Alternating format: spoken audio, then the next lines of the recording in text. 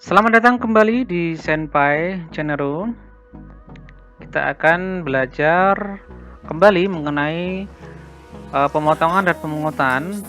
Dan dalam hal ini kita akan belajar mengenai PPh pasal 21. Chapter kali ini akan membahas mengenai subjek dan objek atas PPh pasal 21. Subjek ini berarti yang menerima penghasilan dan kemudian atas penghasilan tersebut dipotong PPh pasal 21. Adapun objek ini adalah penghasilannya berupa apa saja yang kemudian dipotong PPh pasal 21. Mengenai subjek pajak ya, yaitu penerima penghasilan yang dipotong PPh pasal 21 ya. Itu ada beberapa ini ya. Nah, di sini kan subjek pajak di sini adalah yang menerima, kemudian dipotong oleh pihak lain atau pihak itu adalah pemberi kerja. Di sini namanya withholding tax system. Ya, apa saja tadi? Yang pertama adalah pegawai. Pegawai ini bisa pegawai tetap, bisa juga pegawai tidak tetap. Jadi kalau misalnya di PNS mungkin pegawai tetap ya. Kalau misalnya yang honorer itu mungkin bisa dibilang pegawai tidak tetap. Menurut siapa? Ini menurut yang general nih ya. Nanti kalau misalnya menurut definisi pegawai tetap berdasarkan PP pasal 21 itu bagaimana? Nah, itu nanti akan dibahas pada chapter yang lain. Yang kedua adalah bukan pegawai, yaitu pihak luar yang tidak terikat pada aturan-aturan kepegawaian di suatu tempat dia menerima penghasilan. Siapa saja ini yang termasuk bukan pegawai? Ya, kita cek ya. Ini yang termasuk bukan pegawai. Yang pertama adalah tenaga ahli yang melakukan pekerjaan bebas, yang terdiri dari pengacara, akuntan, arsitek, dokter, konsultan, notaris, penilai, dan aktuaris.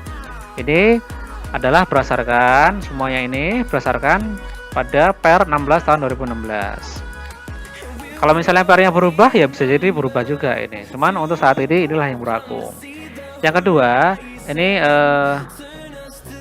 pemain musik, pembawa acara, penyanyi, pelawak, bintang film, bintang sinetron, bintang iklan, sutradara, kru film, foto model, peragawan-peragawati, pemain drama, penari, pemahat, pelukis, dan seniman lainnya. Ini yang bekerja di bidang seni ini ya. Baik itu misalnya yang tampil di TV atau yang tidak tampil di TV atau yang lainnya. Bisa jadi misalnya yang kayak stand up comedy ini kan nggak masuk juga ya. Ini masuk ke seniman lainnya ya. Yang komika ini berarti kan dia stand up comedy, ini masuk seniman lainnya karena tidak disebutkan. Kalau misalnya dia tampil di TV misalnya dan kemudian TV tersebut kemudian membayar ya kan, membayar artis-artisnya ya. Sementara artisnya itu bukan pemain, maka itu adalah subjek PPh pasal 21 yang atas penghasilan nanti akan dipotong PPh pasal 21. Yang ketiga adalah olahragawan. Ini ya bisa berupa apa aja ya. Namun juga olahragawan yang bukan pegawai. Apakah ada olahragawan yang pegawai? Ya, ada. Misalnya mungkin ada pemain bola yang juga merupakan pegawai pada klub ya kan. Dia bisa dianggap sebagai pegawai juga. Atau kalau misalnya pemain-pemain bulu tangkis yang ikut klub tertentu itu juga kadang dianggap sebagai pegawai dan dia mendapatkan gaji bulanan. Namun atas yang lainnya ya, atas kegiatan-kegiatan yang lainnya, nah itu dia olahragawan itu dianggap sebagai bukan pegawai. Misalnya dia ikut event-event lari, kemudian ikut event balap sepeda dan lain sebagainya, dia masuk di kategori olahragawan. Yang keempat, penasihat, pengajar, pelatih, penceramah, penyuluh, dan moderator. Ini biasa tampil di acara-acara seminar atau acara perkuliahan dan lain sebagainya. Yang kelima adalah pengarang, peneliti, dan penerjemah. Masuk kategori di sini. Yang keenam, pemberi jasa dalam segala bidang termasuk teknik, komputer, dan sistem aplikasinya, telekomunikasi, elektronika, fotografi, ekonomi, dan sosial, serta pemberi jasa kepada suatu kepanitiaan. Termasuk juga dalam kategori bukan pegawai. Yang ketujuh adalah agen iklan. Ini bisa juga di mana-mana yang bisa kita temui iklan-iklan di jalan, dan di sana kadang juga ada agen iklannya. Kemudian yang kedelapan pengawas atau pengelola proyek. Yang kesembilan pembawa pesanan atau yang menemukan langganan atau yang menjadi perantara. Ini kalau di bahasa umum ya bisa jadi maklar atau calo gitu kan. Ini masuk kategori bukan pegawai ya. Yang ke-10 adalah petugas penjajah barang dagangan. Bisa jadi ini adalah marketing itu ya, yang statusnya bukan pegawai ya. Itu juga masuk sebagai subjek PPh pasal 21 kalau misalnya dia menerima penghasilan dari tempat dia bekerja. Yang 11 petugas dinas luar asuransi. Nah, ini marketing atau biasanya agen asuransi biasanya gitu. Nah, biasanya mereka dibayar berdasarkan nasabah atau customer yang menjadi nasabah dari asuransi tersebut. Nanti tergantung fee-nya ada sekian persen dari nilai yang dibayarkan selama sekian misalnya bulan atau sekian tahun gitu. Dan yang terakhir ini distributor, perusahaan multi level marketing atau direct selling dan kegiatan sejenis lainnya. Nah, ini bagi yang ikut MLM, apapun nama dan jenisnya, bisa Amway, bisa dulu CNI, bisa Oriflame, bahkan Oriflame mungkin juga ada sistem multi level marketingnya gitu ya. Nah, itu masuk kategori bukan pegawai, dan atas penghasilan yang diterima oleh orang-orang tersebut maka itu akan menjadi objek PP pasal 21. Kita kembali yang tadi ya kan, ingat kembali, yang pertama pegawai, yang kedua bukan pegawai, yang ketiga mantan pegawai. Nah, mantan pegawai juga bisa jadi mendapatkan penghasilan dari tempat dia bekerja sebelumnya atas jasa-jasanya ya, itu macam-macam itu ya, bisa jadi bonus atau tentim dan lain sebagainya. Nah, yang keempat adalah penerima uang pesangon, pensiun atau uang manfaat pensiun, THT tunjangan hari tua, JHT jaminan hari tua, termasuk juga ahli warisnya. Nah, ini bisa jadi yang pertama adalah pegawai atau mantan pegawai tersebut ya, yang menerima atau misalnya pensiunan PNS gitu kan ya, menerima uang pesangon atau uang pensiunan itu. Bisa juga ahli warisnya, meskipun orang tersebut sudah meninggal dunia ya kan, tapi ahli warisnya juga ada kemungkinan dia menerima uang dari sini, pensiunan atau uang pesangon atau manfaat yang lainnya. Misalnya bagi istri pensiunan PNS ya kan, kalau misalnya yang suaminya pensiunan PNS kemudian pensiun terus meninggal dunia, maka janda dari pensiunan PNS tersebut itu masih bisa mendapatkan uang pensiunan, tentu dengan nominal yang berbeda. Kemudian yang kelima adalah anggota dewan komisaris atau pengawas yang tidak merangkap sebagai pegawai. Kalau dia merangkap sebagai pegawai, maka kategorinya adalah sebagai pegawai. Yang terakhir adalah siapa gitu, yaitu peserta kegiatan. Bisa berupa kegiatan perlombaan, peserta rapat, konferensi, sidang, pertemuan, kunjungan kerja. Bisa juga peserta atau anggota kepanitiaan. Bisa jadi dia peserta pendidikan atau pelatihan, dan peserta kegiatan lainnya. Apapun kegiatan yang lainnya itu masuk sebagai peserta kegiatan.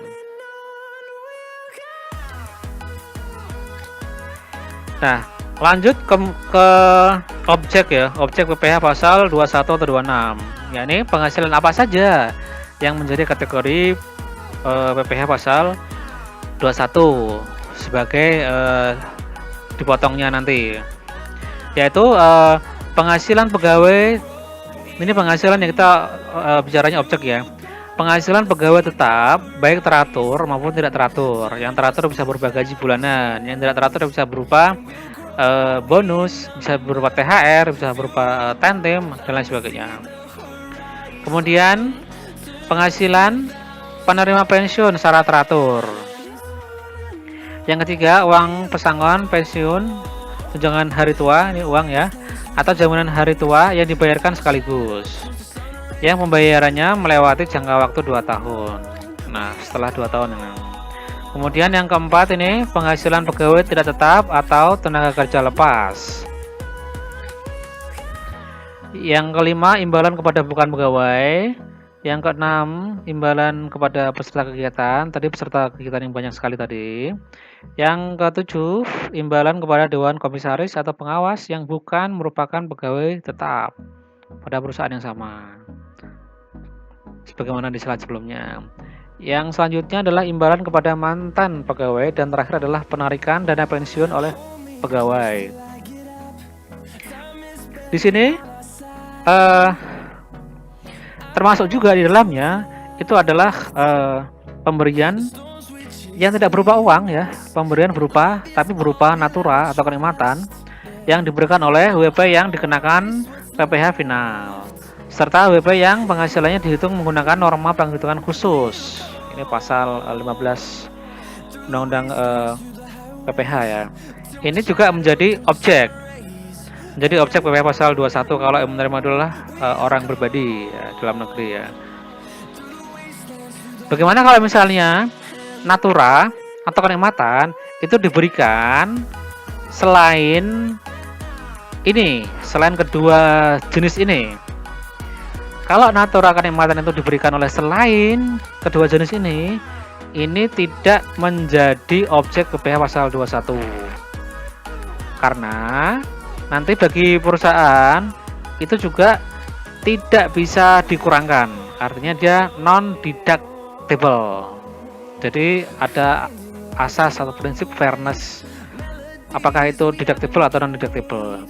Kalau dia bekerjanya di tempat yang dikenakan final dan lain sebagainya, ini kan sudah nggak dihitung lagi tuh, biaya-biayanya sudah nggak dihitung lagi berdasarkan perpajakan, karena PPh badannya atau orang pribadinya yang melakukan kegiatan usaha atau pekerja bebasnya itu langsung dihitung dari omsetnya langsung, biaya-biayanya udah nggak dihitung lagi.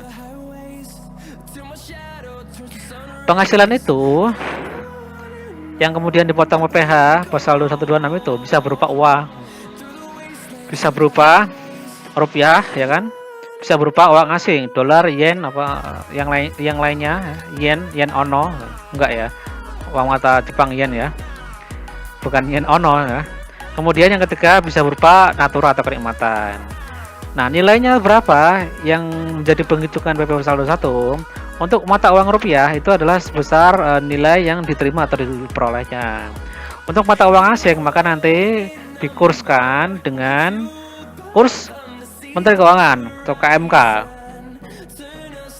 Tidak menggunakan kurs tengah BI atau tidak menggunakan kurs realisasi atau menggunakan bank tertentu, bank Mandiri, bank BNI dan lain sebagainya. Tapi yang dipakai adalah kurs KMK. Adapun untuk natura atau kenikmatan yang menjadi objek pasal 21 yang diberikan kepada dua golongan usaha tadi ya, yang dikenakan final dan yang menggunakan BIM khusus pasal 15, itu naturanya atau kenikmatannya itu dinilai berdasarkan harga pasar ya kan, harga pasar saat penyerahan tersebut.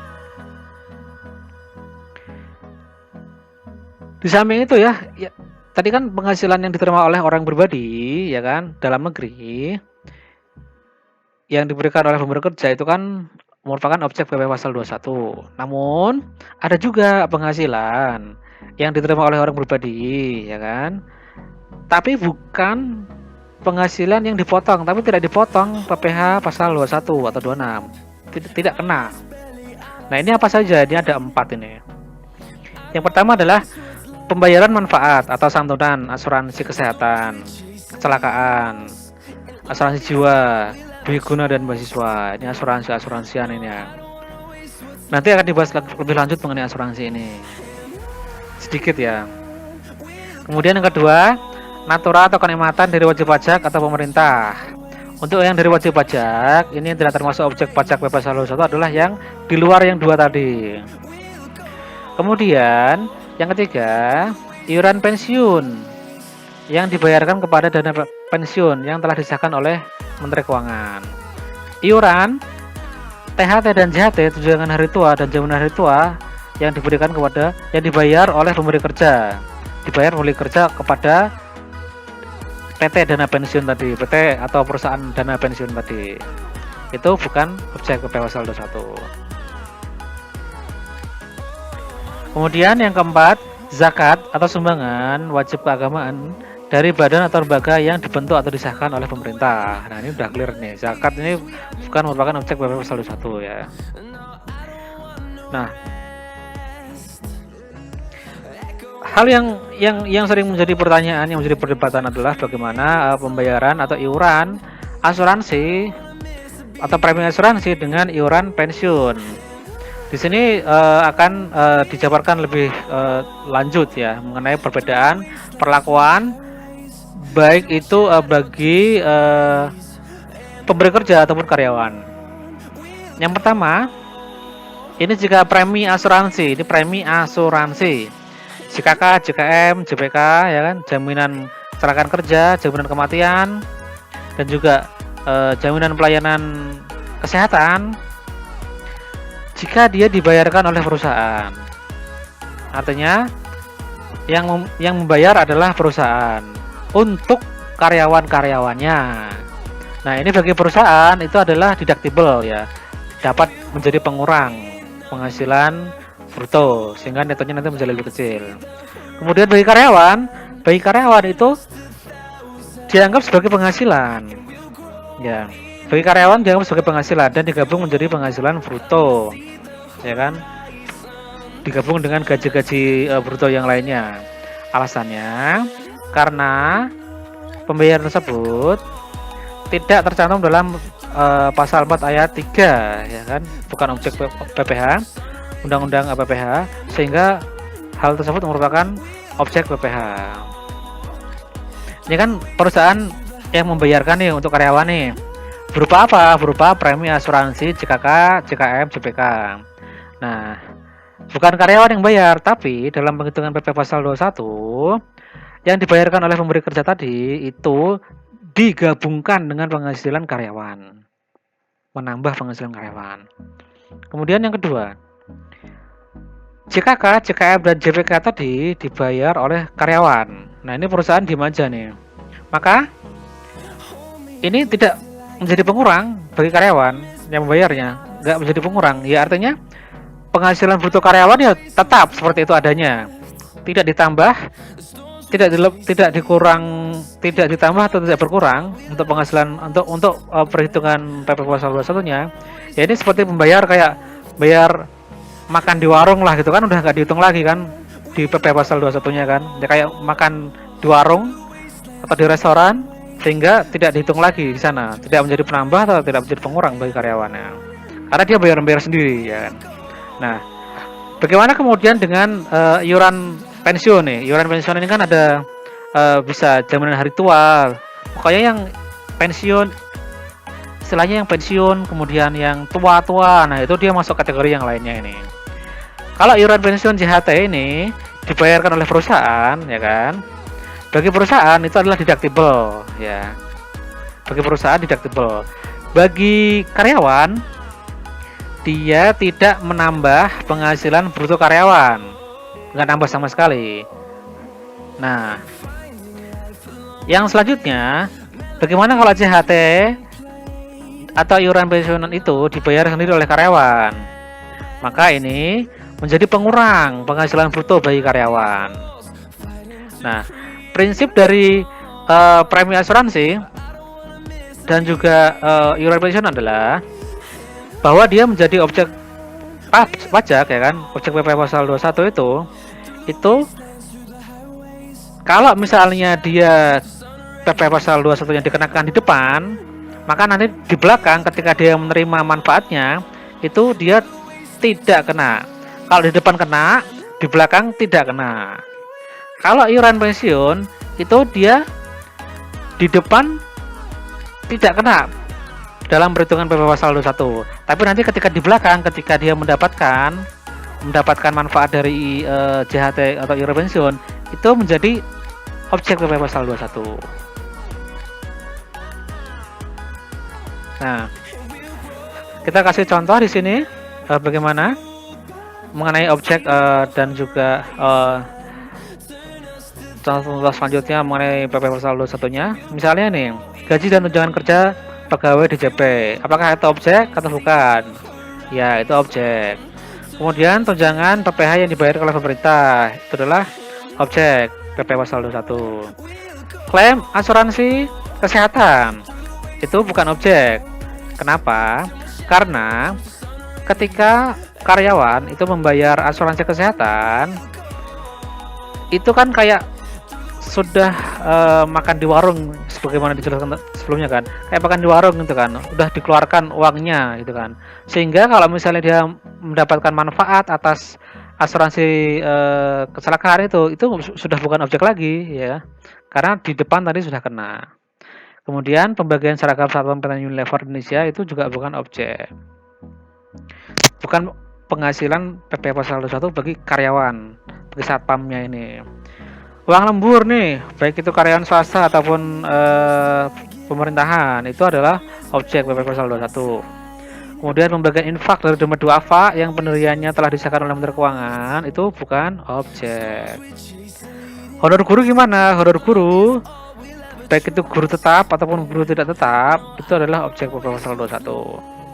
Uang arisan dari dharma wanita bukan objek pasal 21 ya, karena uang arisan itu sebenarnya juga bukan tidak menambah kekayaan, tidak menambah untuk konsumsi, karena itu uang dia sendiri ya kan, hanya muter dari teman ke teman yang lainnya kemudian balik lagi gitu aja, tidak ada yang menambah di sana. Kemudian catering pegawai PT Susi Air yang disediakan oleh kantor itu bisa jadi objek pasal 21. Misalnya ini yang cateringnya ini, penyedia cateringnya ini orang berbeda misalnya kan, dibayarkan gitu kan, maka dia menjadi objek. Dan terakhir contohnya adalah beasiswa S2 dari LPDP misalnya, itu adalah bukan objek PP saldo 1. Jadi bagi yang penerima beasiswa ini ya, maka bersyukurlah ya kalian mendapatkan biaya pendidikan ya kan, dibayarin, kemudian kalian mendapatkan uang saku juga, dibayarin juga misalnya ini dari LPDP, dari pemerintah Republik Indonesia ini ya, itu bukan objek pasal 21, sudah nggak dihitung lagi PP saldo 1-nya. Oke, demikian dari Senpai Channel penjelasan mengenai subjek dan objek pajak PP saldo 1. Dan semoga bermanfaat, serta jangan lupa untuk subscribe, comment, like, share, serta invite teman-temannya untuk belajar bersama mengenai perpajakan. Semoga bermanfaat.